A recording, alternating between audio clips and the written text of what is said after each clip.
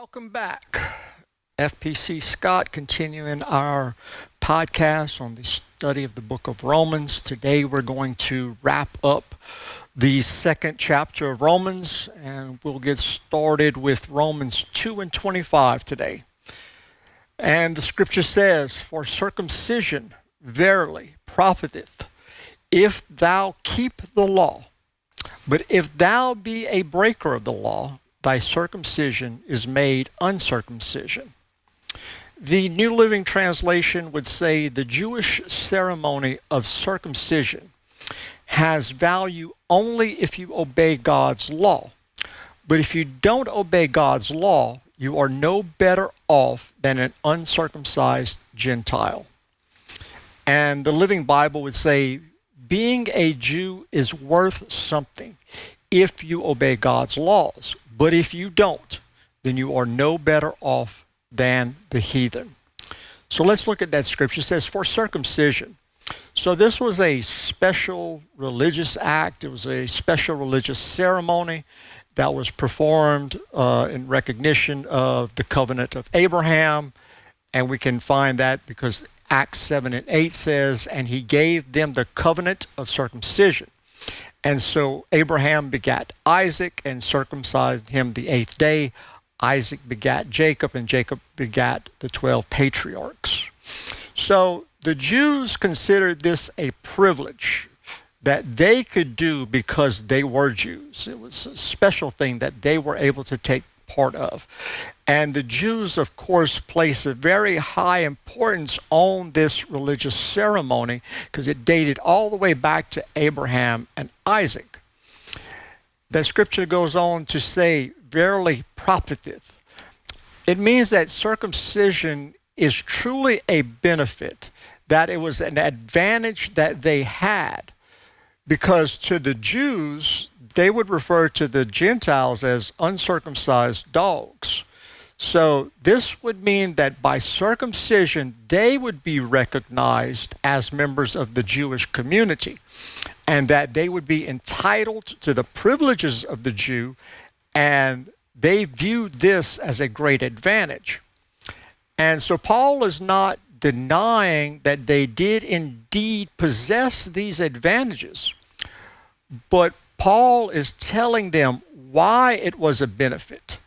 And he also explains how it could happen that they would not receive any favor because of the circumcision. So if thou keep the law, the sign of circumcision was of no value. Being a Jew is not what God requires. The Jews may indeed have favor by being given God's laws, but just because they had the law did not entitle them to that favor of God. So it's a privilege to be born in a Christian land and to have these devoutly religious parents and to be surrounded by these ceremonies of religion and for all of these favorable circumstances for salvation. But none of them entitled them to the favor of God. The scripture goes on to say, thy circumcision is made uncircumcision. So the circumcision, or them being called a Jew, was going to be of no value.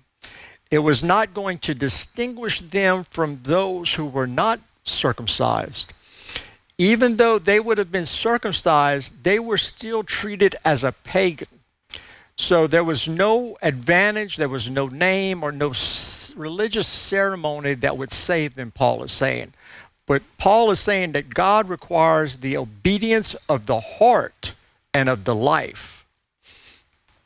So the scripture is telling the Jews that being circumcised is only of value when they follow the law. But that if they would break the law, they would have become as the uncircumcised, that they would have broken that covenant that was given to Abraham. And the sad part is that the Jews depended on this physical mark of circumcision instead of the spiritual reality that of what it represented, that it represented that covenant. The next scripture, Romans 2:26 says, therefore, if the uncircumcision keep the righteousness of the law, shall not his uncircumcision be counted for circumcision? Or as the New Living Translation would say, and if the Gentiles obey God's law, won't God declare them to be his own people? So therefore, if the uncircumcision, if those who were not circumcised, this was referring to the pagans, and specifically at the time that it was written, it was referring to the Gentiles. And it says, keep the righteousness of the law. So if the Gentiles, or if the pagans, would keep the law of Moses, his commands, Paul is telling them that the pagan or the Gentile would understand the requirements of the ceremonial law. But Paul here is referring to the moral law.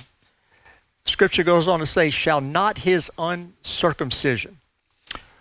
Would the fact that the Gentile being uncircumcised standing the way, would the Gentile not be just acceptable to God as if he were a Jew? Or in other words, the apostle teaches the doctrine that acceptance with God, it doesn't depend on a man's external privileges, on all of the privileges that the Jews felt they had just because of who they are. But the acceptance of God was a state of the heart and a state of the life that God looked at. And the scripture says, be counted for circumcision. So should the Gentile not be treated as if he were circumcised if he followed the law? Or should the Gentile, being uncircumcised, be in a barrier in God accepting them? And that word, that phrase, be counted, it's what commonly to render or to reckon or to take into account. And it simply means that a man shall be treated as if it were so. So the lack of circumcision was not going to prevent God from accepting the Gentiles. So it was not going to bar them being accepted by God or prohibit them from being accepted by God. Because God judges things as they are. And Paul is saying that a man, even though he's uncircumcised, but if he keeps the law, then that man should be treated as if he had been circumcised. See, circumcision looks to the law. And so that means that it has to be inferior to the law, because it's not a law. It's just leading to the law. It's a greater thing to keep the law rather than being circumcised, because circumcision, which put into place because of the law. Romans 2:27, and shall not uncircumcision, which is by nature, if it fulfill the law, judge thee, who by the letter and circumcision does transgress the law. The Amplified Bible would say, then those who are physically uncircumcised, but keep the law, will condemn you who, although you have the code in writing and have circumcision, break the law. So that phrase, which is by nature, it means the natural state of man. It means man's condition before he is admitted to any of the ceremonial practices that they took place or any of the Jewish religion practices that were taking place. It is the natural state of man. And it says, if it fulfill the law, if they who are uncircumcised keep the law, is what that means. And then that phrase, judge thee or condemn thee as guilty. So the conduct of a person that would condemn them because this man acts more upright than the Jews, exposing the Jews' sin and guilt. So a person would actually condemn the Jews by acting more in line with the law than they were. And then that scripture says, who by the letter? Should a Gentile who has none of these external privileges of the Jews, but they still keep the law, condemn the Jews, even though you, the Jew, have the law? even though you, the Jew, have circumcision, but the Jews are also the ones that are violating and breaking the laws. And the letter, this particularly means the writing of Moses, and Paul concluded that a Gentile who obeys or fulfills the law judges a Jew who, despite his having the written code and circumcision, is a lawmaker. So the Gentile who fulfills the law is actually going to judge the Jew who says they have the law but don't follow it. A Gentile who obeys what the law requires, even though they don't know the law in God's sight, is similar to a circumcised Jew. So again, it goes back to, it's not the physical circumcision or uncircumcision. It's the law and who's following the law. And that is what makes them acceptable or unacceptable in God's eyes. And so this thought would no doubt have stirred up the Jews, who considered themselves to be far superior to the Gentiles. Because it says God judges according to the secrets of the heart, going back to Romans 2:16, which we talked about earlier. So God is not impressed with the outward formalities or the outward ceremonies or the ritual things that they were doing. But an obedient Gentile, one who follows the law without circumcision, would be more acceptable to God than a disobedient Jew with circumcision. In fact, a disobedient Jew turns his circumcision into uncircumcision in God's sight, because God looks at the heart. And the Jews praised each other for their obedience to the law. But the important thing is the praise of God and not the praise of man. And you recall we talked about in a previous podcast that the name Jew came from the tribe of Judah. And the tribe of Judah, that word meant praise. So this statement takes a whole new meaning, where the Jews, the actual word comes from meaning praising God, but they were looking for the praise of men. The next scripture, Romans 2:28, for he is not a Jew, which is one outwardly, neither is that circumcision which is outward in the flesh. The NIV would say, a man is not a Jew if he is only one outwardly, nor is circumcision merely outward and physical. So that phrase, for he is not a Jew, meaning a genuine member of the congregation of God who has only an outward profession, that a real Jew is not to be determined by their descendants or by their profession or by an external symbol such as circumcision. But a person who is only a Jew because he's a descendant of Abraham and is circumcised and externally or outwardly conforms to the law only, but he does not possess the true character and manifest the true spirit. Because the real Jew is not just a Jewish outwardly. There are four possible interpretations of that phrase. And the first one says being born to a Jewish family does not make one a Jew. Moshe Rosen, the leader of an organization, Jews for Jesus, is fond of saying, being born to Christian parents doesn't make you a Christian, any more than being born in a bagel factory makes you a bagel. So this is true because being a Christian or Messianic Jew requires faith, which is not transmitted biologically.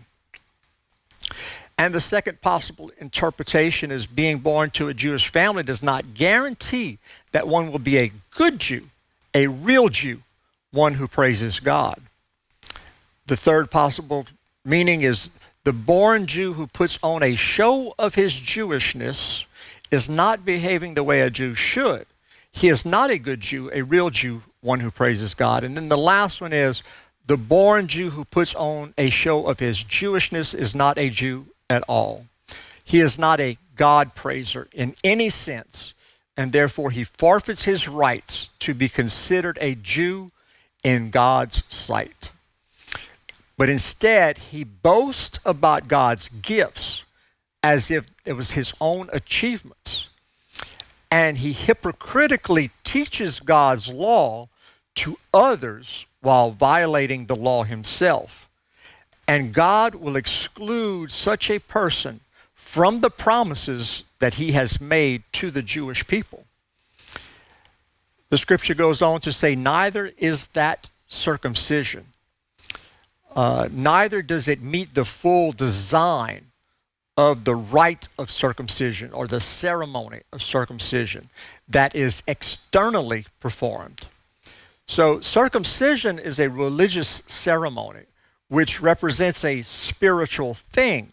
Namely, it's the change and the purification of the heart. So being a true or genuine Jew is not a matter of outward or external things. Genuine circumcision is not the physical ceremony itself, but a genuine Jew is one inwardly, and a true circumcision is of the heart and by the Spirit. Romans 2:29, but he is a Jew, which is one inwardly, and circumcision is that of the heart, in the Spirit, and not in the letter, whose praise is not of men, but of God. The New Living Translation would say, no, a true Jew is one whose heart is right with God. And true circumcision is not merely obeying the letter of the law. Rather, it is a change of the heart produced by God's Spirit. And a person with a changed heart seeks praise from God and not people. So that scripture started off, but he is a Jew.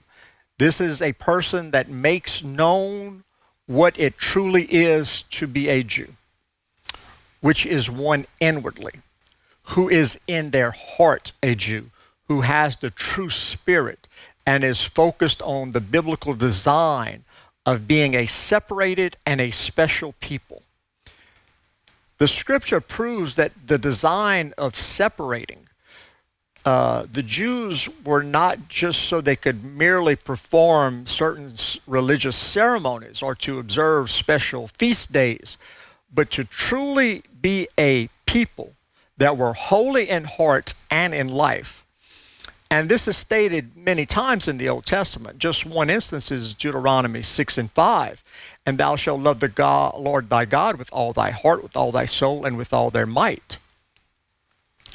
And circumcision is that of the heart. That is the circumcision which is acceptable to God. The purpose of the circumcision was to be a sign of separation from the pagan world. And it's a sign of consecration to a holy God. And this design was to reject and forsake all sin. So the circumcision was to be a cutting off of everything that was offensive to God. And this was a work of the heart. And it's often stated and enforced in the writings of the Old Testament. Deuteronomy 10:16 says, circumcise therefore the foreskin of your heart and be no more stiff-necked. Jeremiah 4:4 would say, circumcise yourselves to the Lord and take away the foreskins of your heart, ye men of Judah and inhabitants of Jerusalem, lest my fury come forth like fire and burn that none can quench it because of the evil of your doings. And Deuteronomy 30:6 says, and the Lord thy God will circumcise thy heart and the heart of thy seed, to love the Lord thy God with all thy heart, thy soul, that thou mayest live.